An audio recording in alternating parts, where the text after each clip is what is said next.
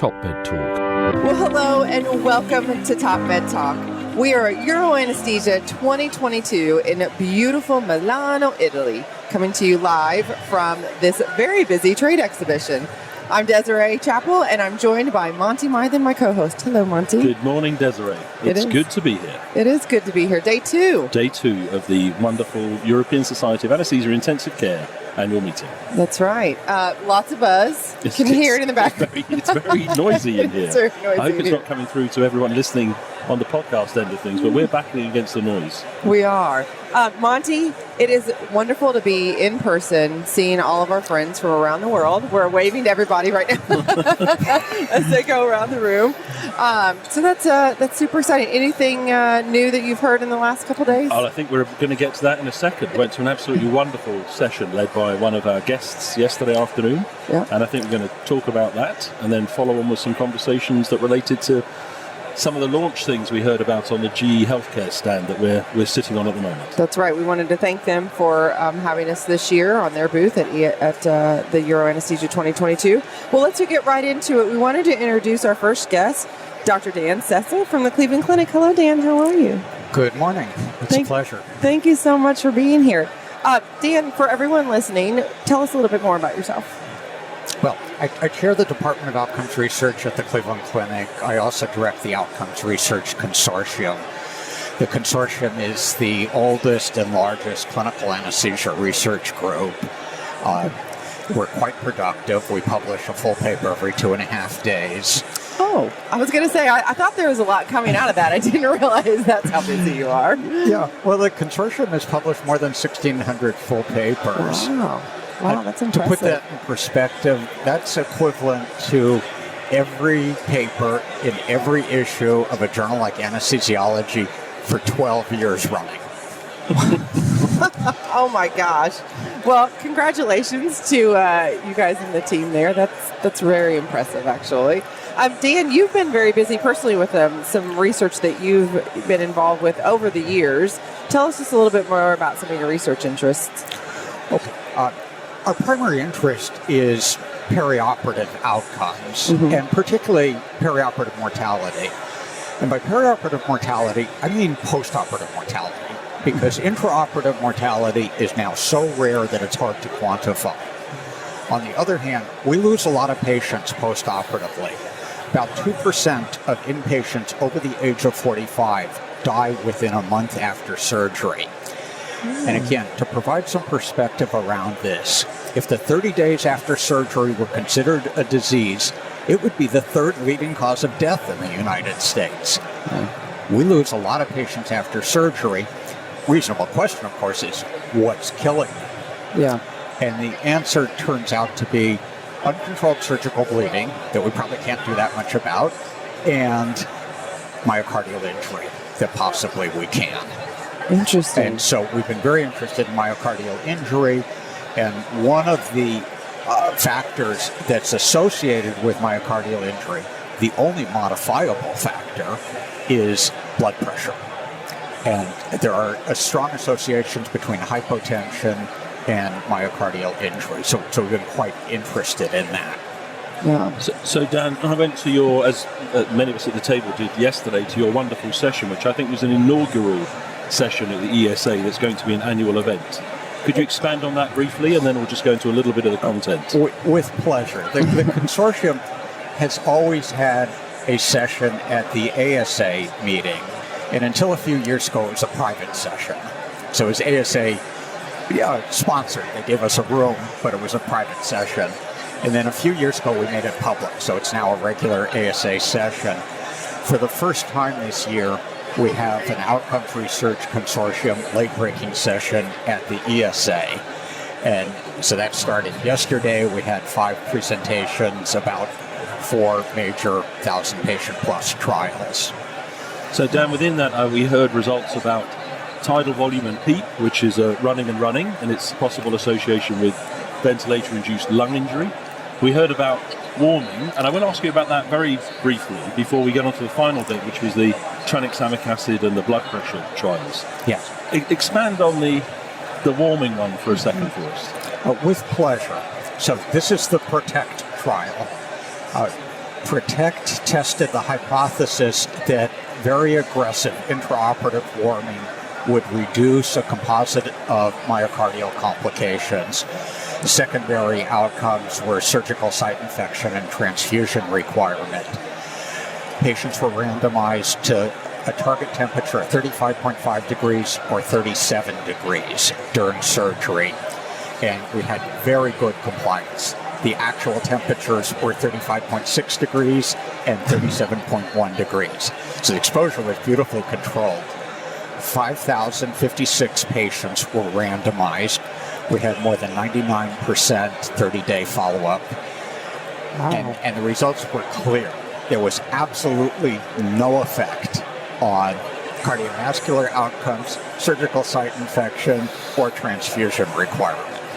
And it was brought up in the session yesterday, you spoke to it very well. We have a bad tendency to call those negative trials. In other words, the implication is somehow it was a waste of effort or a dumb idea. Right. Whereas it was actually, it's a very important result. It is, and I actually wrote an editorial about this for anesthesiology, saying don't call them negative. So it's not a good term. So neutral or robustly equivocal, or something like that is a better outcome. And this is a good example. The relative risk for complications was essentially 1. The confidence intervals were really tight. This was not an underpowered trial. This was robustly neutral outcome. So we can rely on these results.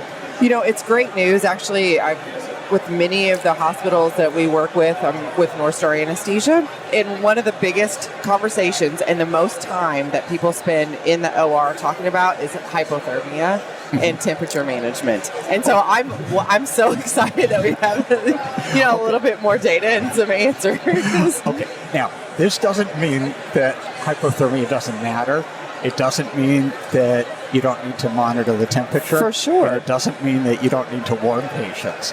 What it means is that the harm threshold is no higher than 35.5 degrees. Yeah. So the 36 degrees that's used in lots and lots of standards, which was literally pulled out of the air, is just wrong.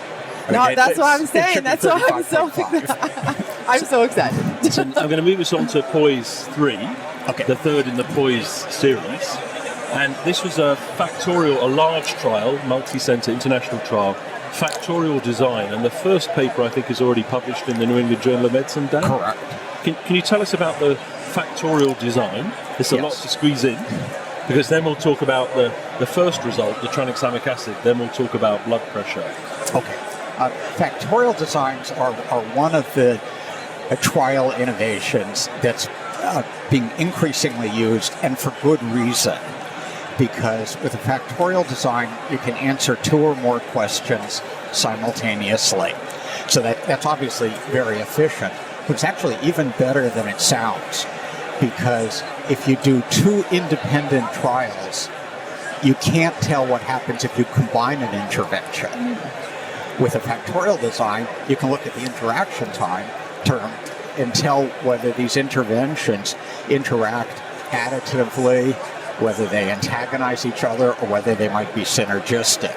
So factorial designs are really powerful. Poise 3 had 2 factors. One was tranexamic acid, and the second was blood pressure control. So patients were randomized to tranexamic acid or placebo and to hypotension prevention or hypertension prevention. Now, I'll bring you back to that in a second, and we're going to concentrate on the rest of the podcast about blood pressure. But the takeaway from the tranexamic acid trial results. So big trial, about 9,500 patients, Correct. 100 plus countries, 20 plus countries, is it? It's 120 centers in about 20 countries, 9,500 patients enrolled. So a huge effort. What's the takeaway from the tranexamic acid trial? Tranexamic acid works. And that's not super surprising because many previous small trials have shown this. But this is by far the largest, by an order of magnitude or something like that. It shows clearly that tranexamic acid reduces bleeding, it reduces transfusion requirements, And importantly, it shows that it does not increase cardiovascular events, because the cardiovascular events after surgery are type 2 infarctions. They're supply-demand mismatch, and coronary thrombus is probably one of the factors. So it is quite possible that tranexamic acid, while reducing transfusion requirements, would promote cardiovascular events. And it turns out that's not true. With a fair degree of confidence, we can say that doesn't happen. Now, some people might walk away and say, well, it made some difference to bleeding, but it didn't make an obvious difference to, what we refer to as outcomes, very meaningful long-term outcomes. But the thing that was brought up in the presentation is there's a blood shortage. So the amount of blood that could be saved that didn't need to be transfused makes a huge difference. Well, there's not enough blood in the world. So people who need transfusions don't always get them. That's not so true in Western countries, but in many countries, people simply don't get the blood they need. Tranexamic acid is generic. It's been around forever. It's dirt cheap. It appears to be incredibly safe. There's no reason not to use it. Another thing that came out of this is that it wasn't just big operations at high risk for bleeding. It helped across the entire spectrum of operations. So even though surgeons say, oh, I'm not going to have bleeding in this operation, which they say for every operation, okay, you still should give them tranexamic acid because some of them will actually have major bleeding. And if you have the tranexamic acid on board, it prevents a catastrophe. So it wasn't just transfusions. It also reduced major life-threatening bleeding-related events. Brilliant. So that's out there. People can read it in the New England Journal of Medicine. Now, the second component of it, which is what we're going to talk about for the rest of this podcast, is the blood pressure story. And this was a more complicated thing to try and assimilate in a short presentation. It is. Yes. Can you give it your best shot, elevator pitch? Okay. So this was a partial factorial randomized trial. So not everybody who qualified for the tranexamic acid part qualified for the blood pressure part of the study. To be in the blood pressure part of the study, patients had to be taking antihypertensive medications. So the result was that we had only, as it were, 7,500 patients. Now, 7,500 patients, of course, is still a huge trial, and the results are highly, highly clear. Patients were randomized to hypotension prevention, which meant keeping intraoperative mean arterial pressure above 80 millimeters of mercury and delaying the restart of their chronic antihypertensive medications for 3 days. Patients randomized to hypertension prevention were allowed to become hypotensive to as low as 65 millimeters of mercury during surgery, but some got lower than that. And their antihypertensive medications were restarted immediately after surgery. So intraoperative blood pressures ended up differing. There was about a 30-minute difference in the amount of hypotension between 60 and 69 millimeters of mercury. An unfortunate limitation of the trial is that we don't know what happened within that range. So it's possible that most of that hypotension was well above 65, and not that many patients were down around 60.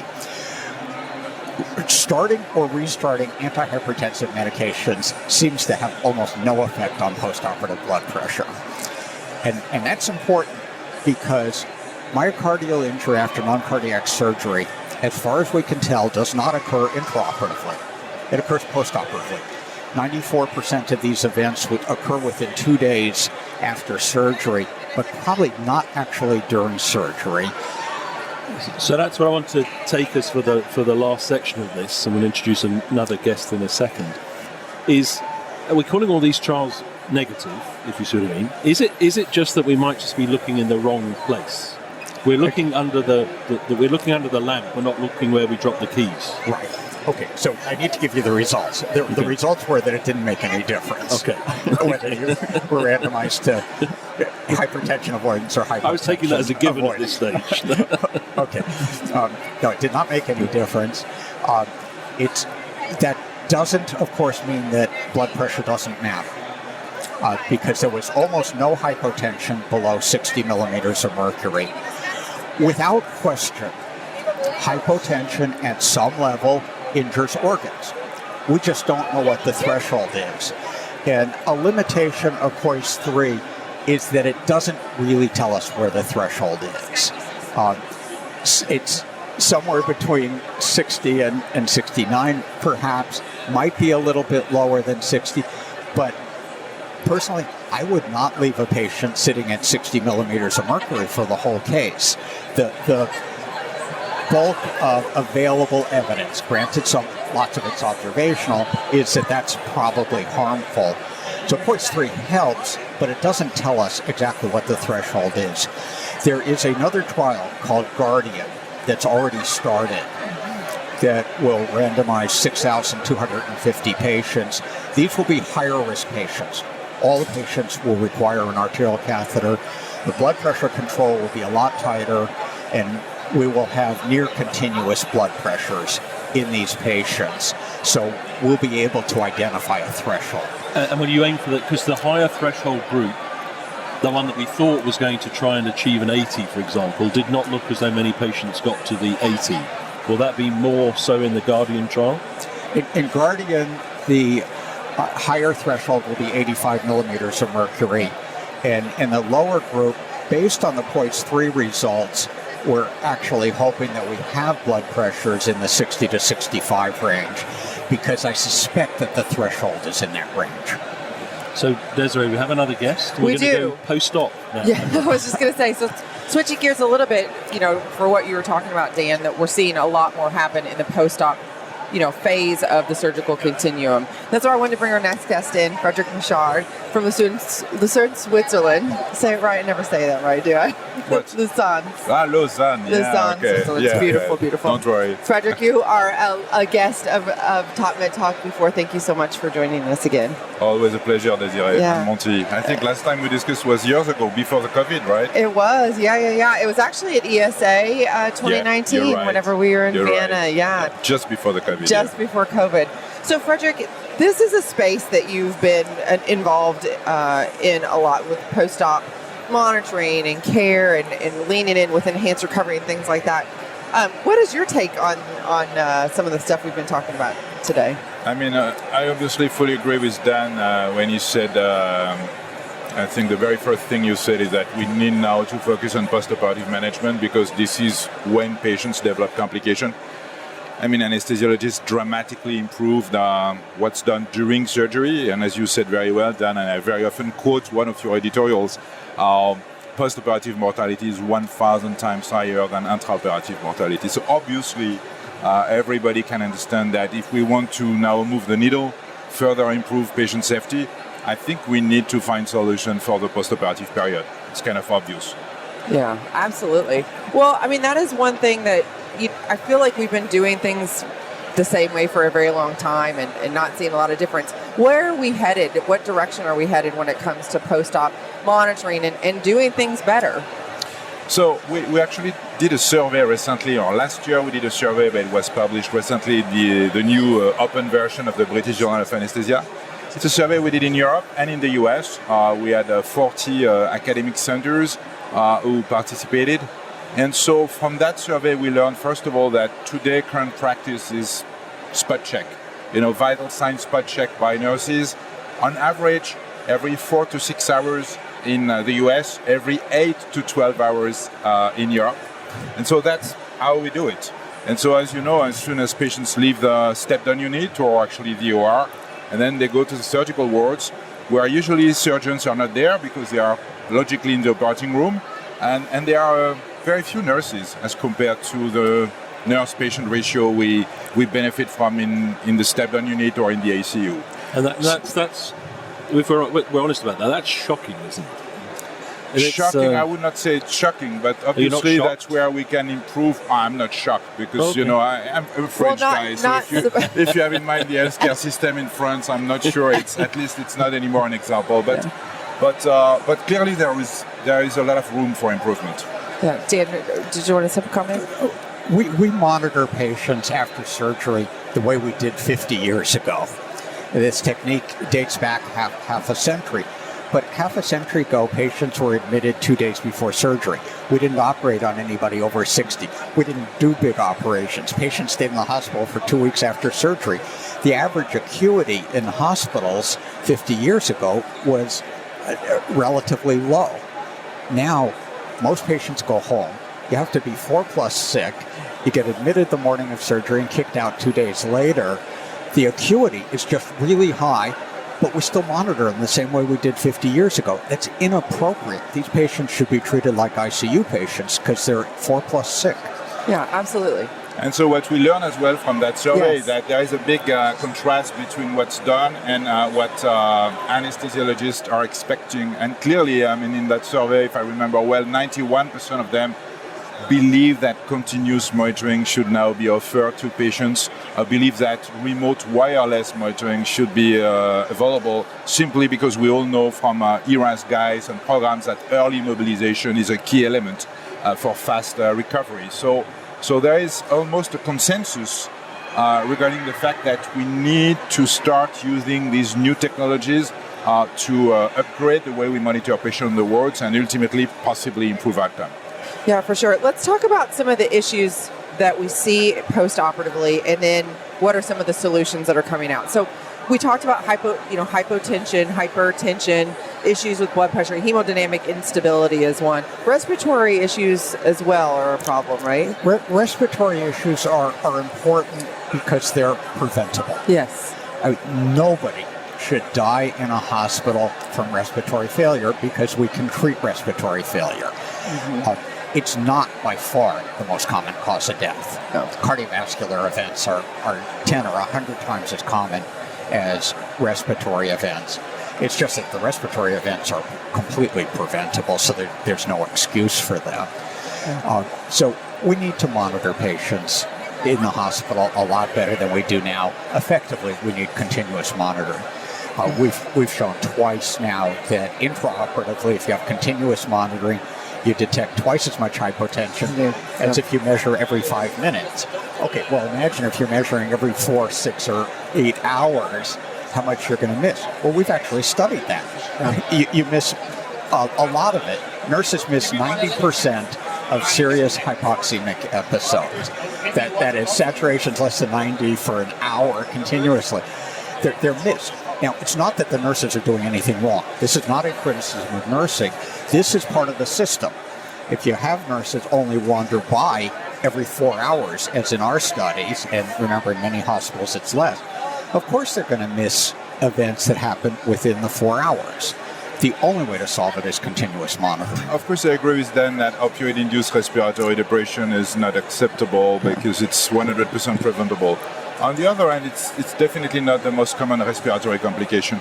There is a very nice study by the group of Dan Edelson published a few years ago in Critical Care Medicine looking at triggers for rapid response team activations. Yeah. And then you realize that it's more or less 25% for a high heart rate, a low SpO2, a higher respiratory rate, or a low blood pressure.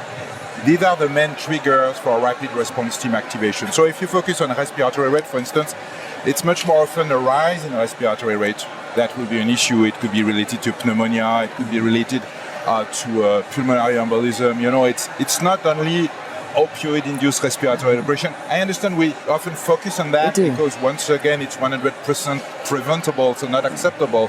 But it's definitely not the most common issue from a respiratory standpoint. I'm so glad that you bring that up because it's very true, and we do get focused on the opioid depression. But there's a lot of other things going on. It's really so easy to miss. We don't do the monitoring, but some of the monitoring technology that we have out on the floors, it's not great. If someone has a continuous pulse ox, all they have to do is mess with their hair and move around a little bit, and it's you get alarm fatigue because it just keeps going off, and you miss a lot of things that way. What are some of the technologies coming down the pike that is a little bit more user friendly? So yes, I mean it's a good point. Over the last 5 years, I would say many companies developed new solutions for monitoring patients on the wards. As I said already, they are wireless, but as you mentioned, they also have new software able to filter, if not all, at least most artifacts Because once again, we are interested in monitoring ambulatory patients now, so you can imagine the level of artifacts we have. And so, as I mentioned, I think that's the top 4. In a perfect world, we should be able to monitor SpO2, heart rate, and by the way, that's what we do with a pulse oximeter. It's not heart rate, it's pulse rate, but as you know, it's very close. We have tools to monitor respiratory rate. We have wireless tools now available. And the last one is blood pressure, and maybe Dan wants to say something about that, because I think blood pressure monitoring is also very important, or would be very important in the postoperative period. But today it remains something very challenging to measure and to monitor accurately. Frederic, that's an excellent point. Blood pressure is the single most important thing post-operatively, and it's the most difficult to measure. As you note, all of these measurements have a high degree of artifact associated with them. And we can't just start doing all this monitoring, generate gigabytes of data per patient, stream it to the nurses and say it's your problem. That's not fair to the nurses. So this information is going to have to go into some artificial intelligence engine that screens out a lot of artifact, things that don't make sense, and identifies patients who look as if they're getting into trouble. And even then, I wouldn't send that directly to the nurses. I would probably stream that patient's information to a bunker with 20 screens, have somebody, preferably an anesthesiologist, looking at that, can pull electronic records, and then identify a patient's really getting into trouble and make the call to the ward. George, check bed 4 now. It's really... Go ahead, Monty. I was just saying, it's... perfection is the enemy of progress. We're seeking perfection in the monitoring, but there has been enormous progress. I think there are viable solutions today. Is that right, Frederic? There's a range of viable things to at least start with. Yes, and I know, Dan, you had the opportunity to use some of them at the Cleveland Clinic already. You even published with... when you mentioned this study where you realized that nurses were missing, even in your very high-level and prestigious institution, I think there were nurses were missing around 80% of hypotensive events and also 80% of hypoxemic events. So it's obviously... It's about 50% of hypotension and about 90% of hypoxemia. Yeah. But that depends critically on how you define the depth and duration. You get completely different answers. But the point is not the number. The point is that lots are missed. Yes. Yeah. Yeah, and so I understand the enthusiasm of Dan for blood pressure, of course, because this is one of your main research topic. But I'm not yet convinced this is the most important variable to monitor during the postoperative phase. I'm pretty convinced it's one of the top 4. And today, if I had to rank these variables, probably respiratory rate would come first, because we know from many studies this is very often the most sensitive marker of clinical deterioration, particularly when we look at modern software, so machine learning algorithm, and we look at the determinants within these algorithms, which weight each variable has in detecting clinical deterioration. Respiratory rate is always ranked number 1. And honestly, as a clinician, I think it makes sense because we know it's not only abnormal when patients develop respiratory complications, but also when you have metabolic acidosis, when you have shock, when you have pain. There are many different clinical situations where actually your respiratory rate is going to rise. And so that's why it is possibly the most sensitive. Of course, not the most specific, definitely not. Yeah. But that's the most sensitive. So I would be very careful today before ranking, the vital signs. I think, once again, in a perfect world, we should be able to monitor these top 4. I agree. Ranking it is not the important goal here because all these things matter. Yeah. Everything you know about a patient helps. Consider location. So you have accelerometer that can identify position if you know the location. Okay, a patient who's lying flat in bed is probably fine. Patients lying flat in the bathroom probably isn't. So putting this all together and interpreting them in context is what's going to really help.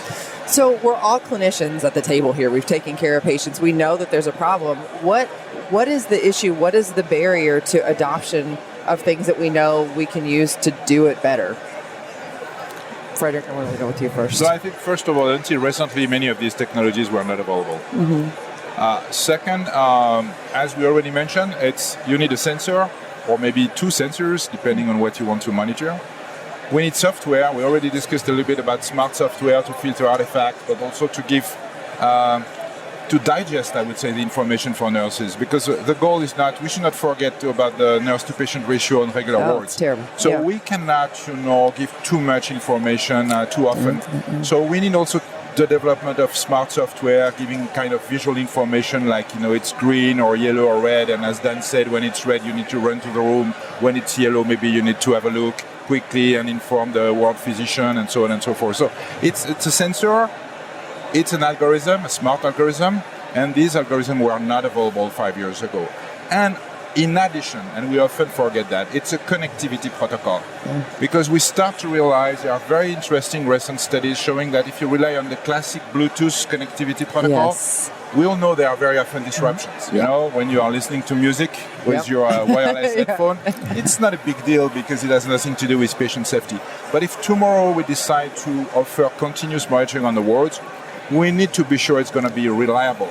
Meaning that if there is no alarm, clearly it means the patient is going well, not that the patient is disconnected. Right. So the third piece of the puzzle is also medical grade, what I would define as medical grade connectivity protocols. And so far, very companies, I think, have been able to develop this piece of the puzzle. Yeah. Dan, what are your thoughts on this? How do we get widespread adoption of better monitoring after surgery? Okay, well, first we need better monitors. Okay, they're being developed. Lots of companies are working on these monitors. The blood pressure is the challenge for almost all of them. So we need better monitors, and these are extremely complicated devices, and they need to communicate. They need to have a good battery life. They need to be reliable. Then we need the software to interpret it. I really believe that it's unfair to just dump this onto a screen in the nursing office. It's not fair, nor will it work. The critical events will be missed. So we need the appropriate software, and both of those are challenging. We don't have either yet. Monty, any comments on that? I think it's so now we do have, I think, some viable solutions that are ready for evaluation in greater numbers. The challenge we're all then going to face in our institutions is the cost-value discussion. Right. Yeah. And right at the moment, we've got that very difficult situation where we're recognizing that we don't have enough staff, we don't have enough seniority of staff, and we then look at the number of the acquisition of this at scale, and we say, oh, that's a big number. So we've got to get over that. We've got to somehow face up to the reality of it and start to make those bold decisions and evaluate the technologies that are there at the moment, and they will improve rapidly if we start to evaluate them and embrace the opportunity. So I think that's part of it. Yeah. Continuous ward monitoring will be the standard of care, and it will be a lot sooner than people think. Within 5 to 10 years, it will just be required in hospitals. The time will come when a patient walks into the hospital, something is strapped to the wrist, some electrodes stuck on, and it stays with them through the entire hospitalization, and maybe after they go home as well. Frederic, any thoughts on that?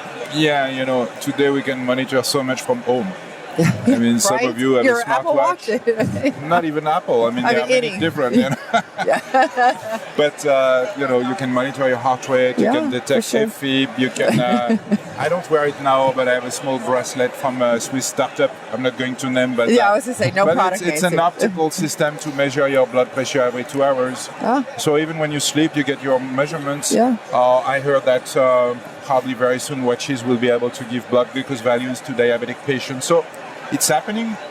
And would be such a paradox if when you are admitted to the hospital, of course not in the ICU, but to a regular ward, then suddenly we lose all this continuous information and we go back to what we were doing 50 years ago, like a spot check from time to time, if the nurse is not too busy. So that's why, like Dan, I'm convinced it's going to happen anyway. It's not going to be easy because it's a very big change for surgical departments, for regular wards. We'll have some pushback, but I think it's going to happen anyway. Yeah, fantastic. Well, gentlemen, thank you so much for joining us today on Top Med Talk here at Euroanesthesia 2022. Dan, congratulations on Poise 3 and all the good work that you've been doing through your outcomes research group there. Amazing. Thank you. And Frederic, tell us a little bit more. I didn't go into this. You're in your MiCo Consulting, right? Yeah. I'm leading a consulting and research company based in Switzerland. And so I'm still in research, not myself, but working with different people. For example, at the moment, we work a lot on AI with echocardiography.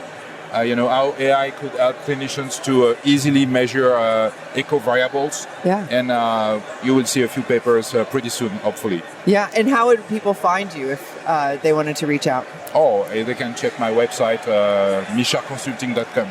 Thank you very much. Yes, absolutely. All right. Thanks to everyone for listening to Top Med Talk. You can always find us at topmedtalk.com. We are on your favorite social media platform, Twitter, LinkedIn, Facebook. We are there. And we're going to have some fabulous conversations the rest of the time here at the Euroanesthesia 2022. Monty, some good stuff coming up? Some great stuff coming up. Yeah, absolutely. We're going to be talking a little bit more about blood pressure, looking at it from a couple of other different angles. But, we're looking forward to a lot more conversation. Absolutely. Thanks so much for listening, everyone. Cheers. Thank you very much. TopMed Talk. Desiree Chappell with Top Med Talk. It has been an exciting year, and there is so much more to come. Now, I'm joined here with Monty Mythen. Monty, what is coming up? Well, next, TopMed Talk are going to be coming to you live from the European Society of Anesthesiology from Milan in Italy.